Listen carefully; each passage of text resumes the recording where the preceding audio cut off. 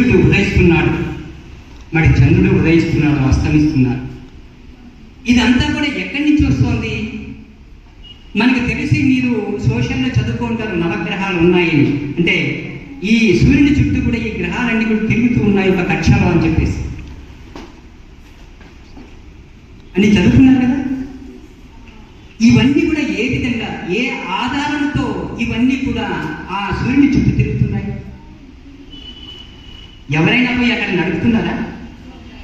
మనం ఏమన్నా కానీ ఆటోలు ఎక్కి పోవాలంటే కానీ ఎక్కడైనా కానీ ఆ ఆటో ద్వారా పోగలుగుతున్నాం. కానీ ఆ భూమి కానీ, బుధుడు కానీ, గురుడు కానీ, శుక్రుడు కానీ, ఇవన్నీ గ్రహాలన్నీ కూడా ఒక కక్షలో తన కక్షను తప్పకుండా అవి తిరుగుతున్నాయి.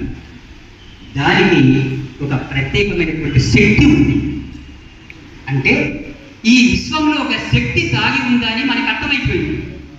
అవునా బాబు? బాగా గమనించండి బా. ఈ ప్రపంచము లేదంటే ఈ విశ్వంలో ఒక అనంతమైనటువంటి శక్తి దాగి ఉంది.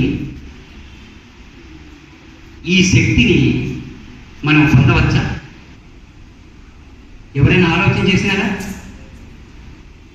ఈ శక్తిని, అంటే ఈ అనంతమైనటువంటి శక్తిని మనం పొందవచ్చని ఎవరైనా ఆలోచన చేశారా?